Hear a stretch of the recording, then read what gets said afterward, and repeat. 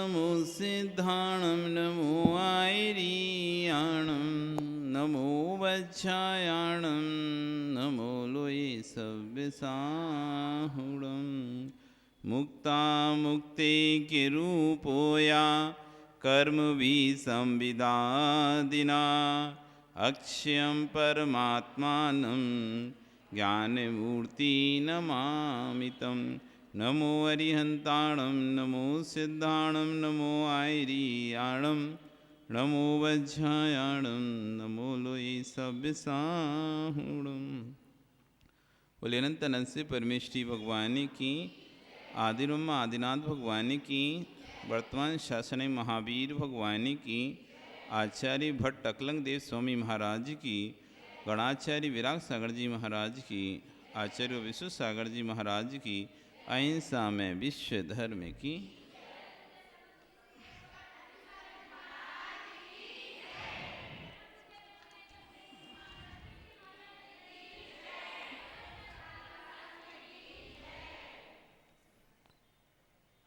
यहाँ पर हम ग्रंथराज स्वरूप संबोधन में प्रथम मंगलाचरण, पहले मंगलाचरण का अर्थ आज यहाँ से हम प्रारंभ करेंगे। हमने वस्तु विवक्षा समझा, आज से हम वस्तु व्याख्या समझेंगे। वस्तु किसे कहते हैं? वस्तु वस्तु मतलब, वस्तु से मतलब क्या होता है? वस्तु कोई पदार्थ, वस्तु यानी कोई पदार्थ। कितने हैं पदार्थ? पदार्थ कितने हैं?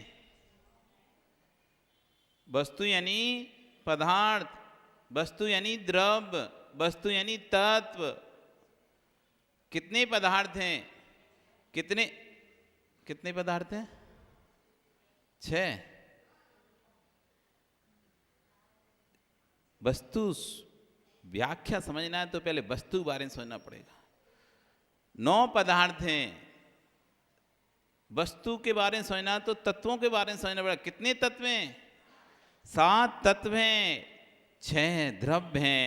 6 द्रव्य, 9 पदार्थ, 7 तत्व, 5 पंचास्तिकाएं, ये सब वस्तु हैं। उसमें आती है कि जीव वस्तु। जीव वस्तु, आप कौन सी वस्तु है? जीव है क्या अजीब है? क्या जीव जीव है? आप जीव हैं रमेश, के अजीब हैं या अजीब ही जीव हैं? कौन है आप?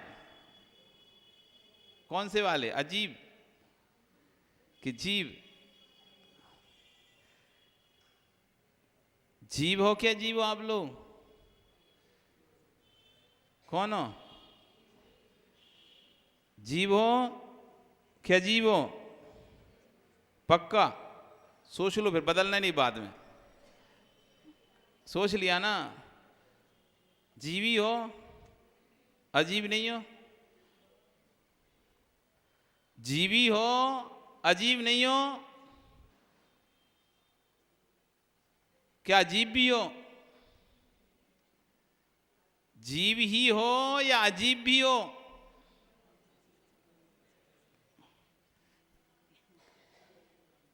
हैं?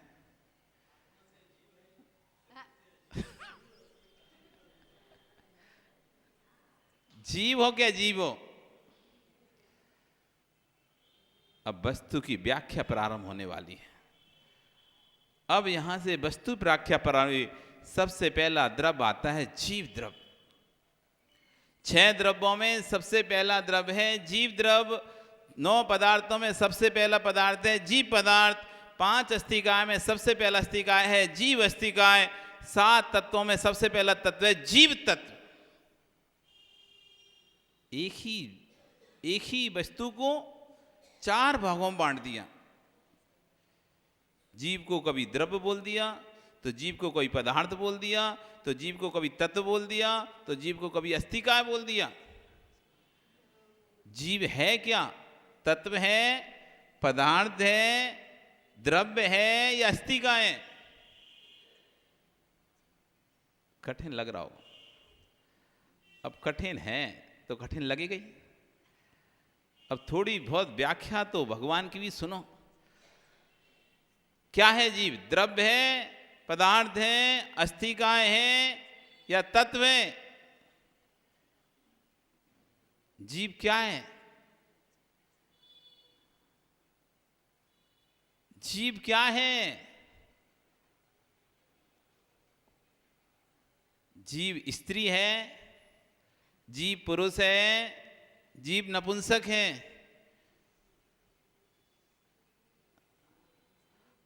हम तो पुरुष हैं भैया।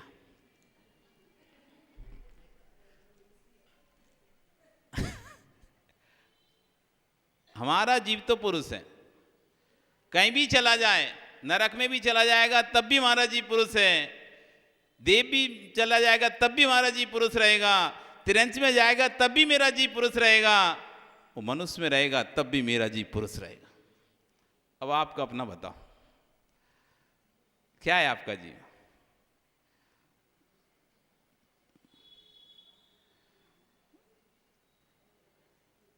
जीव क्या है?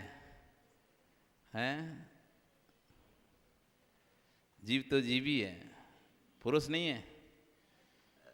नहीं है पुरुष। अस्ति पुरुष चिदात्मा, अस्ति पुरुष चिदात्मा। जो पुरुष है वही चिद आत्मा है। चैतन्य आत्मा ही पुरुष है। तो तुम्हारी आत्मा चेतन है क्या? कैसी है आपकी आत्मा? चेतन आत्मा ही पुरुष है। और ये चेतन आत्मा चाहे स्त्री के शरीर में रहे, चाहे नपुंसक के शरीर में रहे, चाहे पुरुष के शरीर में रहे, चाहे त्रिंज के शरीर में रहे, चाहे देव के शरीर में रहे, चाहे नारकी के शरीर में रहे, अचेतन नहीं होगी। अस्ति पुरुष चिदात्मा। जो चिदात्मा है, चैतन्य भाव से युक्त है, वही पुरुष है। जो चैतन्य भाव से युक्त नहीं है वो पुरुष नहीं है। आप पुरुष हैं कि नहीं? आप पुरुष हैं कि नहीं? चैतन्य से युक्त है कि नहीं है? अब वस्तु व्याख्या चलना प्रारंभ होगी। प्रारंभ करेंगे सिद्धों से, प्रारंभ करेंगे सिद्धों से। आचार्य भट्ट अकलंग देव स्वामी अपनी व्याख्या को प्रारंभ कर रहे हैं सिद्ध परमेष्टि से। मुक्ता मुक्तेग रूपोया, जो मुक्त हैं। कैसे सिद्ध परमेष्टि? मुक्त है कि नहीं है? क्या मुक्त हैं? सिद्ध परमेष्टि मुक्त हैं कि अमुक्त हैं? कैसे हैं? आपने क्या पढ़ा अभी तक? बचपन से सुनते आ रहे हैं ना, 8 कर्मों से रहित सिद्ध परमेष्टि, संसारी आत्मा, मुक्त आत्मा। जगत में 2 प्रकार की आत्मा है। कितनी प्रकार की आत्मा है? एक संसारी आत्मा, संसारिणो मुक्ताश्च, पढ़ते नहीं सत्वार्थु, संसारिणो मुक्ताश्च। 2 प्रकार के जीवित हैं, संसारी जीव और मुक्त जीव।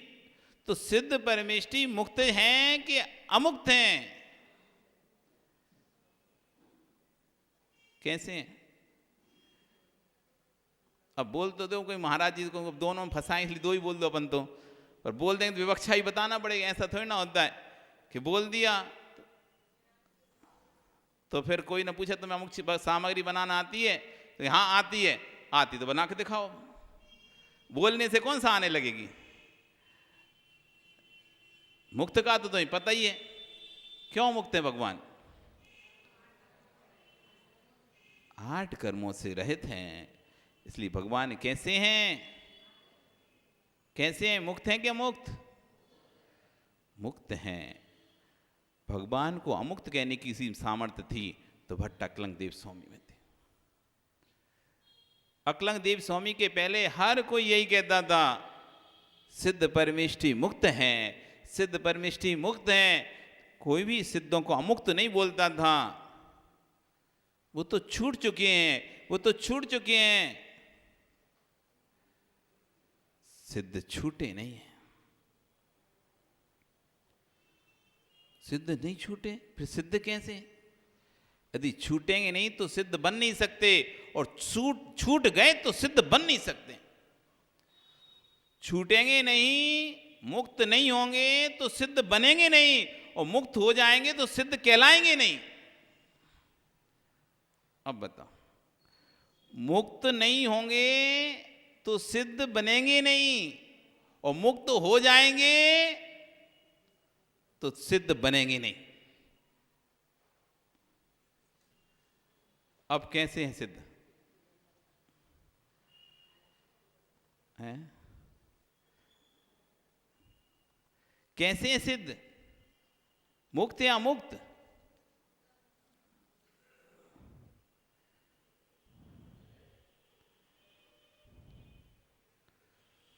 मुक्त अमुक्त?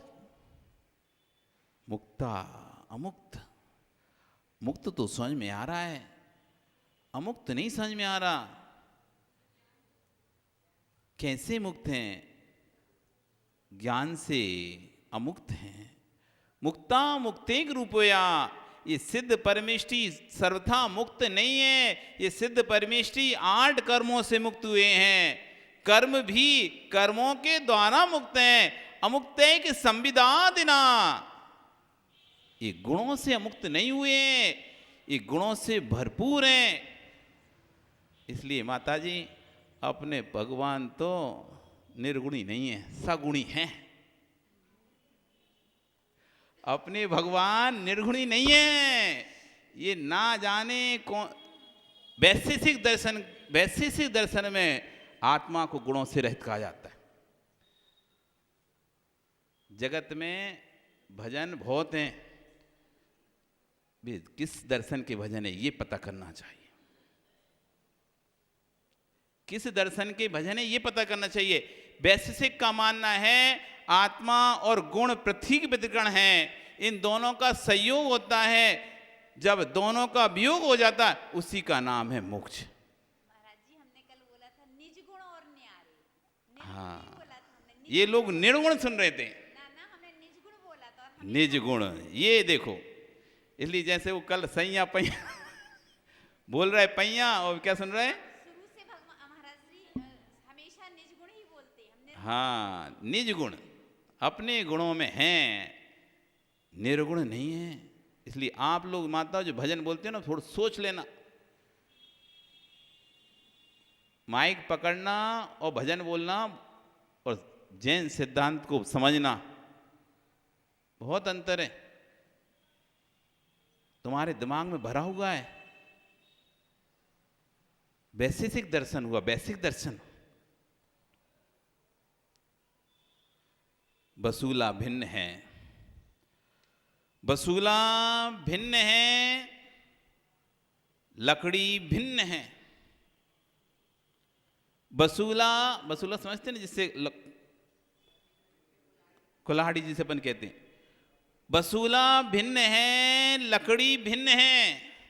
जब वसूला और लकड़ी का संयोग होता है तो पेड़ कटता है, लकड़ी कटती। जब तक वसूला और लकड़ी का संयोग नहीं होगा तो लकड़ी नहीं काट पाओगे। लकड़ी काटना है तो दो का संयोग होता है, तब लकड़ी बनती है। दो मिलते हैं तो लकड़ी कटती है। ऐसे ही आत्मा और ज्ञान, ये दोनों का संयोग होता है, तब हम जानते हैं पदार्थ को। ज्ञान और आत्मा का जब संयोग होता है तो हम पदार्थ को जानते हैं, पदार्थ को पहचानते हैं। अकेले अकेले स्वतंत्र ज्ञान, आत्मा गुणों से रहित।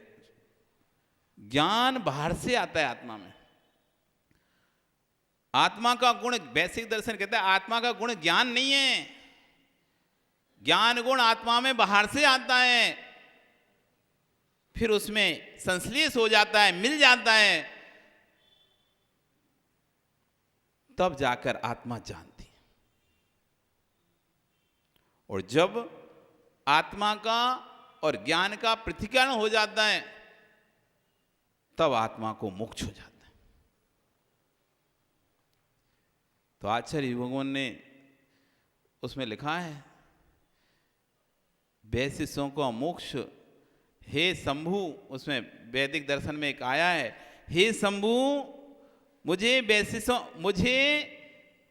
मथुरा का स्वान होना पसंद है, लेकिन वैशिष्यिक का मोक्ष जाना पसंद नहीं है।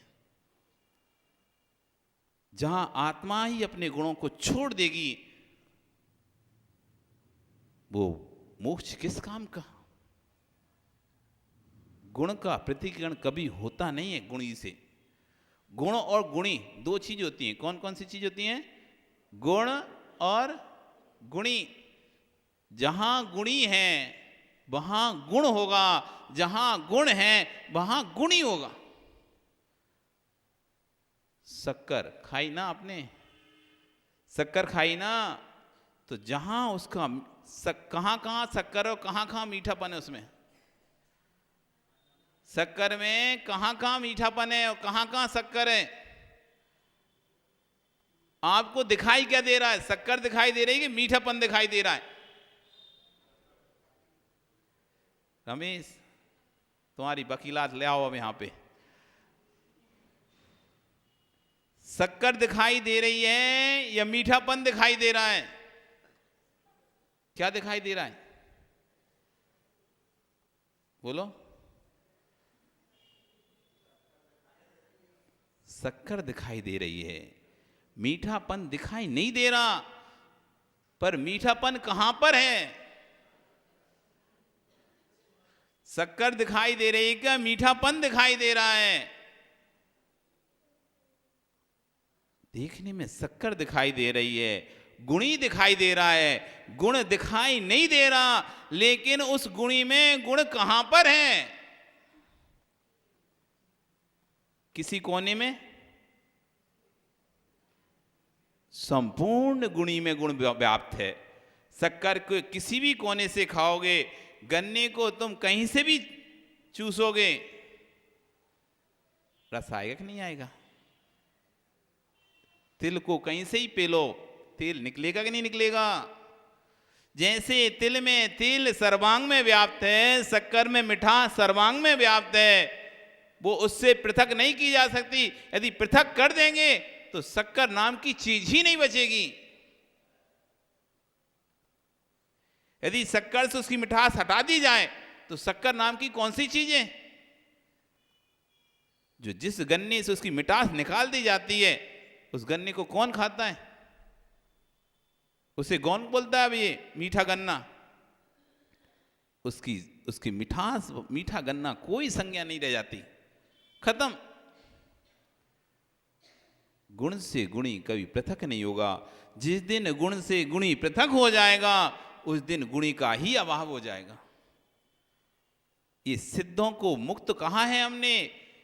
कर्मों से मुक्त कराए हैं। कर्म आत्मा के गुण नहीं थे, कर्म आत्मा के गुण नहीं थे। अनादि काल से कर्म आत्मा के साथ हैं। अन्नोणम पविसंता दिनता ओगा समण मन्नस्य मेलिनता विनिचम सगम स्वभावना विजंती। एक दूसरे में अनादि काल से मिले हुए अच्छी तरह से कर्म और आत्मा एक मेघ है, दूध पानी की भांति भिन्नता दिखाई नहीं देती बिल्कुल भी। तब भी कर्म आत्मा का गुण नहीं बने आज तक। इसलिए जो हमारा मोक्ष है वो कर्मों से आत्मा का प्रतिकरण है, गुणों से आत्मा का प्रतिकरण नहीं है। कर्मों से आत्मा का प्रतिकरण है। हमारे मोक्ष में आत्मा से कर्म पृथक होते हैं, हमारे मोक्ष में आत्मा से गुण प्रकट नहीं होते। इसलिए हमारे भगवान निर्गुणी नहीं है, 100 गुण में लीन है, 100 गुण से सहित हैं, अनंत गुणों से सहित हैं। इसलिए अमुक्त हैं, अनंत गुणों से युक्त हैं। गुणों से उनका मोक्ष नहीं हुआ है। 8 कर्म गए हैं, 8 गुण प्रकट हुए उन कर्मों के बदले। अनंत गुणों से युक्त है प्रभु, अनंत गुण के धारी है प्रभु। सगुणी है, सगुणी है। इसलिए मुक्त अमुक्त एक रूप, मुक्त भी है अमुक्त भी है, एक रूप है, एक साथ है।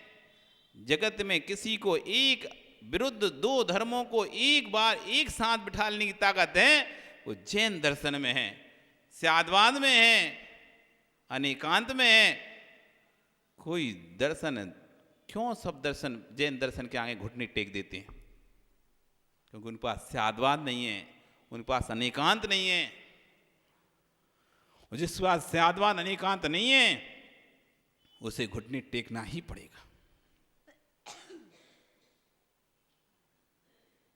विदिशा में थे, गुरु जी के पास एक महात्मा जी आए, वो चर्चा करने लगे। तो गुरु जी ने बोला, किससे चर्चा करोगे? एक छुल्लक ऐलक आया चसी के पास, किससे चर्चा करोगे? जिस विषय पे आपको चलना, न्याय से करोगे कि न्याय से करोगे? न्याय से करोगे, न्याय से करोगे? उन्होंने कहा, हमें नहीं आता न्याय में, हमें नहीं आते कोई न्याय में, न्याय में हमें कोई नहीं आता। तो गुरु जी, हम न्याय माय की चर्चा करते ही नहीं।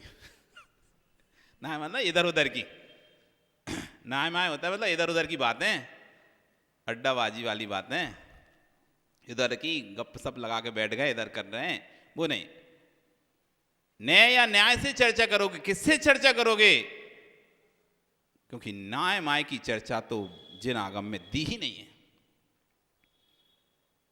जिस दिन शुद्ध आगम पढ़ना शुरू हो जाएगा तुम्हारा, तो न्याय माय की चर्चा, इधर उधर की चर्चा तुम्हें पुसाएगी नहीं, तुम्हें सुहाएगी नहीं। जैसी इधर उधर की चर्चा आएगी, भैया विषय की बात करो। मुक्ता मुक्त एक रूप, या जो मुक्त अमुक्त एक रूप हैं। किससे? कर्मों से मुक्त हैं, संविधान देना ज्ञान से जो अमुक्त हैं। और कैसे हैं? अक्षय हैं, जिनका कभी क्षय नहीं होगा। काले कल्प सते पिता गते शिवानाम न विक्रिया लभते उत्पादिशोपि अविस्सात सकरण संभ्रांतु पटी। कितने भी कल्प काल बीत जाएं, कितना भी पृथ्वी पर उत्पाद आ जाए, पृथ्वी अलट पलट हो जाए, प्रलय भी क्यों ना आ जाए, तब भी ये प्रभु अक्षयम, उस अक्षय पद को प्राप्त कर लिए हैं, जिस पद का कभी क्षय नहीं होगा। नहीं तो जगत में है, जगत में लोक में कहा जाता है, जब जब होए धर्म की हानि असुर बड़े नीच अभिमानी, तब प्रभु इस पृथ्वी पर अवतार लेते हैं। ये प्रभु नहीं, कोई तो बच्चे का खेल हो गया है। तो ये प्रभु अवतारवाद दर्शन नहीं है। इस दर्शन में, जैन दर्शन में, कोई ना महावीर बनकर आता, ना कोई वीर बनकर आता। जो बन गया सो बन गया। महावीर बन के, पारसनाथ बन के चले आना, प्रभु जी चले आना। अब इन्हें उतारो नहीं, उतरने वाले नहीं है। दूसरे धर्म के दर्शनों को, दूसरे धर्म के भजनों को अपने नाम लगा लगा कर तुमने गाना शुरू तो कर दिया, लेकिन उसमें सिद्धांत की कितनी हानि हो रही तुम्हें पता ही नहीं है।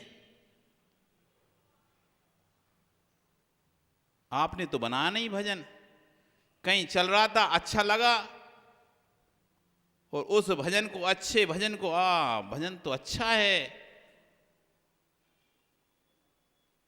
सिद्धांत की हानि कर दिया आपने। पारसनाथ बन के चले आना, प्रभु जी चले आना, ये आने वाला दर्शन है अक्षयम। ये न्याय है, यहां पे लाग लपेटी बात चलेगी नहीं। भक्ति अपनी जगह है। कहा था ना, क्रिया पक्ष और दर्शन पक्ष। दर्शन पक्ष में फिर कोई नहीं देखा जाता कि ये भक्ति की भाषा है, किसकी भाषा है। दर्शन पक्ष में तो ये देखा जाता है आपका सिद्धांत खंडित नहीं होना चाहिए, वही भक्ति भक्ति है, बाकी भक्ति भक्ति नहीं जिससे आपका सिद्धांत खंडित होता है। ऐसी भक्ति भक्ति नहीं कहलाएगी जिससे आपका सिद्धांत खंडित हो। सिद्धांत को मंडित करते करते आचार्य समुद्भव स्वामी क्या भगवान की भक्ति की है। पढ़ना कभी स्वयंभू स्त्रोत जो 24 तीर्थंकर भगवान की स्तुति की है, शायद जगत में कोई ना कर पाए। एक एक पद में ऐसे ऐसे सिद्धांत भरे, ऐसे सिद्धांत भरे हैं, भक्ति की भक्ति और सिद्धांत के सिद्धांत। नैवम अस्तो जन्म सतो विनाशो, हे भगवान आपने ऐसा उपदेश दिया है, नैवम अस्तो जन्म सतो विनाशो, असत का कभी जन्म नहीं होगा, सत का कभी विनाश नहीं होगा। ये उपदेश किसे नहीं दिया है तो प्रभु आपने दिया है। धन्य है प्रभु आप। नैवम अस्तो जन्म सतो विनाशो। भक्ति सीखना है तो स्वयं विस्तृत पढ़ो, स्वयं विस्तृत पढ़ो। आपकी भक्ति के विषय में जितनी धारणाएं सब खुल जाएंगी। भक्ति की भाषा है, भक्ति की भाषा, भक्ति की भाषा आगम से हटके नहीं होगी। भक्ति की भाषा नरेश आगम से हटके नहीं होगी। जो आगम से हटके हैं वो भक्ति की भाषा नहीं है, वो तो जिन दर्शन का रास है। ऐसी ताकत यदि किसी में थी बोलने की, डरता है व्यक्ति, डरता है, डरता है। लेकिन भट्ट, इसी तो नाम उनका नाम पड़ा, भट्ट अकलंग देव। हजारों सुपटों को जिन्होंने परास्त कर दिया था, हजारों सुपटों को, विद्वानों को जिन्होंने ध्वस्त कर दिया था, अपने बुद्धि बल से, पूर्ण बल से सबको धराशायी करते हुए आगे बढ़े थे। कसम खाई थी अपने भाई के सब पर, इस भारत की भूमि को मैं शून्यवादियों से शून्य कर दूंगा। ये भारत की भूमि को मैं शून्यवादियों से शून्य कर दूंगा। भाई का कटा हुआ शरीर पड़ा हुआ है, धड़ कटा हुआ शरीर पड़ा है। सोचो उस भाई के ऊपर क्या बीत रही होगी। जहां लोग जिस अवस्था में खेल खून में निकालते हैं, जिस अवस्था को भोग विलासों में लाते हैं, उन्होंने अपनी उस पर्याय को धर्म के लिए दिया था। जिस स्थान पर जाना ही कठिन था, जिस स्थान पर प्रवेश करना ही कठिन था, उस स्थान पर जाकर उन्होंने अध्ययन किया था। क्या हिम्मत रही होगी प्रवीण, क्या हिम्मत होगी उनकी। जिस स्थान पर प्रवेश करना कठिन है, पता चल जाए तो तुरंत गला काट के मौत के घाट उतार दिया जाएगा, उस स्थान पर रहकर 5-10 साल तक अध्ययन किया हो जिसने, आप सोचो क्या हिम्मत, जान दांव पर लगाकर उस स्थान पर अध्ययन किया था जिन्होंने, वो है अकलंग देव। ऐसे कोई छोटे मोटे आचार्य नहीं थे, भट्ट अकलंग देव।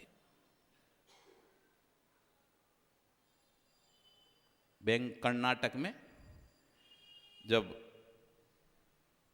मस्तकाभिषेक था तो वहां के भट्टारक चारु कीर्ति भट्टारक जी साधुओं का बहुत सम्मान करते थे। यदि सम्मान देखना है, विनय देखनी है, इतना बड़ा भट्टारक, आज उनकी समाधि हो गई, देवलोक हो गया उनका, नहीं रहे बीच में, लेकिन इतना बड़ा भट्टारक, बड़े बड़े साधुओं का हाथ जिसके सिर पर है, छोटे से शुल्लक की भी इतनी विनय करता था, शुल्लक थी, हाथ जोड़कर खड़ा रहता था। कभी किसी भी साधु की अभिनय तो उसके मुंह से निकलती नहीं थी। सबका सम्मान। माता जी गुरुजी के साथ जब गए थे तो गुरुजी के साथ तो अकेले भी हम गए, बाद में पांडुचेरी से लौट के जब हम गए तब हम तो छोटे, अपन तो नए नए दीक्षा, तो अपन को तो ऐसे, अपन को भट्टारक 50 साल से कोई भट्टारक है और सब बड़े बड़े साधुओं का जिसके साथ रहना उठना बैठना है और महीनों महीनों को बात शादी करता है, तो अपन सोचे भाई अपन को क्या, अपन तो सोच रहे थे कुछ नहीं। पर जैसे ही हम गए, आगवानी करने के लिए आया, हम हमारी आगवानी करने आए। बड़े बड़े साधुओं की आगवानी करने जाओ, समझ में आता है अपना तो कोई नाम है ना, फेम है ना, नेम है ना, कोई फेमस है ना कुछ है। बोलता है भट्टारक, बोल भट्टारक जी, आप लोग कहते हैं आप तो निकलते नहीं हो, बहुत कोई विशिष्ट के लिए जाते हो और आप हमारे लिए अगवानी के लिए आए। तो बोला महाराज जी, हम आपकी अगवानी के लिए नहीं आए, हम तो दिगंबर मुद्रा की अगवानी के लिए आए, हम आपकी अगवानी के लिए नहीं आए। आप मत सोचो हम आपकी अगवानी के लिए आए हैं, हम तो दिगंबर मुद्रा की अगवानी कर रहे हैं। अब उसमें चाहे बालक हो, चाहे युवा हो, चाहे वृद्ध हो, इससे क्या फर्क पड़ता है तो दिगंबर भेष, है तो दिगंबर भेष।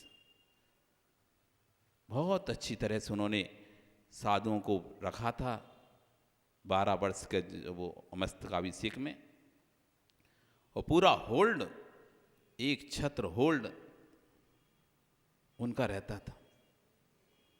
एक समाज को बहुत बड़ी क्षति आज हुई है, जिन शासन को एक क्षति हुई है, उनके जैसा भट्टारक मिलना मुश्किल है। डरते थे, सब डरते थे, प्रशासन डरता था, शासन डरता था, इतना दबंग व्यक्ति था। साधुओं के लिए ऊपर पास का घोषणा कर दी थी कि साधु बिना पास के कोई साधु पर नहीं चढ़ेगा गोमटेश्वर में। तो साधु ने कहा, भट्टारी बोला ऐसा नहीं होगा। भट्टार ने पूरे प्रशासन को, कलेक्टर को, सबको लाए, हमारे साधु पास से नहीं जाएंगे, उनको कोई पास नहीं होगा, वो बिना पास के जाएंगे, स्वतंत्र जाएंगे, कोई चेकिंग नहीं। बहुत कड़ी व्यवस्था थी वहां पर। साधुओं के प्रति हर समय समर्पित रहते थे, हर समय। और जो भी साधु आता था, स्वाध्याय, हम पहुंचे हैं,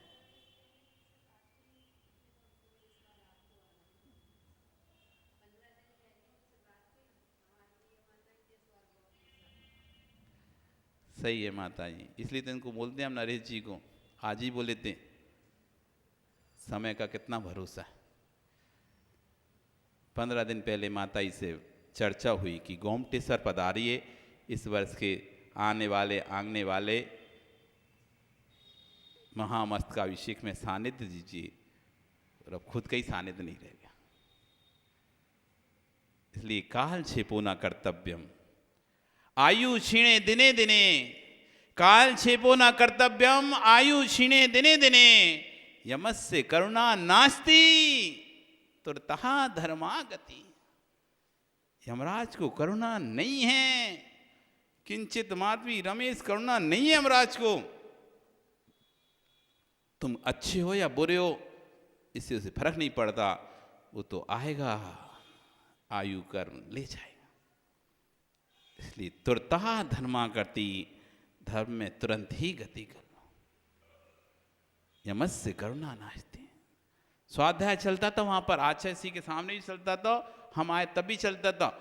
स्वाध्याय प्रेमी था, न्याय की चर्चा करता था बहुत अच्छे से, न्याय की, न्याय की, सिद्धांत की, आगम की चर्चाओं में उसे आनंद आते थे। फालतू बात तो करते नहीं थे। 5 मिनट भी बैठेंगे तो 5 मिनट में भी अपने एक प्रश्न निकाल देंगे, अमुक प्रश्न ऐसा है महाराज जी, इसका समाधान क्या होगा। हम पहुंचे जब तो क्षुल्लक ध्यान सागर, उस समय क्षुल्लक ध्यान सागर वहीं पे थे, क्षुल्लक ध्यान सागर थे, उन्होंने हमको भी बुला लिया, महाराज जी आओ स्वाध्याय करेंगे मंदिर में, स्वाध्याय करने तत्व चर्चा करेंगे। बैठकर 1 घंटा चर्चा की। समय नहीं मिलता लोगों को सो मिलने, पर तत्व चर्चा के लिए हमेशा समय अपने पास रखते थे। अकलांग देव के न्याय पर चर्चा होती थी, विद्वानों का सम्मान रखता था, सब चारुकृति, सभी जितनी जगत में भारत में विद्वान हैं, सबको बुला बुला कर उनके सम्मान, लैपटॉप, बैग जो भी, इस बार तो सबको लैपटॉप दिए थे। सबका संगोष्ठी का, सभी विद्वानों का एक अच्छे भट्टारक ज्ञानी, बहुत पढ़ाई की उन्होंने, बहुत पढ़ाई की, ऐसी भट्टारे नहीं बन गए सामान से, बहुत पढ़ाई की उन्होंने, बहुत ज्ञानी थे और साथ में साधना भी खूब करते थे, बहुत साधना, बहुत साधना करते थे। सबका सम्मान, कोई भी साधु हो, कैसा भी साधु हो, अच्छा बुरा, कोई उसके बारे में कुछ ही बोलता हो, लेकिन कभी किसी का अपमान या किसी के बारे में एक शब्द भी नहीं निकालते थे। उनका इतना ही कहना रहता था, इनका अपमान करेंगे तो हम जिन शासन का अपमान करेंगे, हम साधु का अपमान करेंगे जिन शासन का अपमान होगा। साधु का अपमान नहीं है, साधु तो व्यक्तिगत नहीं होता, साधु धर्म का एक प्रतिनिधित्व होता है, साधु भगवान का एक प्रतिनिधि होता है। साधु का अपमान हुआ, जैसे कोई सांसद होता है और सांसद के साथ उसके प्रतिनिधि होते हैं, सांसद प्रतिनिधि, विधायक के विधायक प्रतिनिधि होते हैं। तो यदि सांसद कहीं नहीं रहता तो अपने प्रतिनिधि को भेज देता है, जाओ अमुक कार्यक्रम में तुम्हें जाना है। यदि आपने सांसद प्रतिनिधि का अपमान किया है तो आपने सांसद का ही अपमान किया है। सांसद प्रतिनिधि का विकास अपमान हुआ मतलब सांसद का ही अपमान है। विधायक प्रतिनिधि का अपमान हुआ है, विधायक का अपमान है। प्रधानमंत्री के प्रतिनिधि का अपमान हुआ है तो प्रधानमंत्री का अपमान है। ऐसे ही ये दिगंबर मिहिराज तीर्थंकर के प्रतिनिधि हैं। यदि इनका कोई अपमान होता है तो साक्षात तीर्थंकर का ही अपमान है। इसलिए अपने जीवन में जीते जी प्रवीण कभी भी अपमान नहीं करना। वो कोई कर रहा हो तो उसका कभी भी साथ मत देना। पद अपनी जगह है, पद ये आज लेते हो कल लेते हो, आज ले लो। पद कल जाए सो आज चला जाए, लेकिन कभी भी किसी ऐसे कार्यक्रम में या ऐसे निर्णय में सहयोगी मत बनना जिसमें तीर्थंकर के प्रतिनिधि का अपमान हो। मुक्ता मुक्ते अक्षयम, जो अक्षय हैं, क्षय से रहित हैं, जिनको कभी रिटर्न वापस नहीं आएंगे, ऐसे परमात्मानम, जो परम आत्मा हैं, जिन्होंने अपनी आत्मा की उत्कृष्टता को प्रकट कर लिया है, ऐसे परमात्मा। और कैसे? ज्ञान मूर्ति, जो ज्ञान की साक्षात मूर्ति हैं, नमामि तम, उनको मैं नमस्कार करता हूं। भगवान को भी नमस्कार कर रहे एकलंगदेव स्वामी, तो भी न्याय से युक्त होकर कर रहे हैं। जो मुक्त अमुक्त एक रूप हैं, कर्मों से मुक्त हैं, ज्ञान से अमुक्त हैं, अक्षय हैं, परमात्मा हैं और ज्ञान की मूर्ति हैं, ऐसे उन सिद्धों को मेरा नमस्कार हो। ऐसे किया करो भक्ति। आते हो भगवान को तो ये होती है भक्ति। आपका समय कल फिर आओगे, पर्याय रही तो पुनः फिर हम यहाँ पे अगले श्लोक पर वस्तु विवक्षा, वस्तु व्यवस्था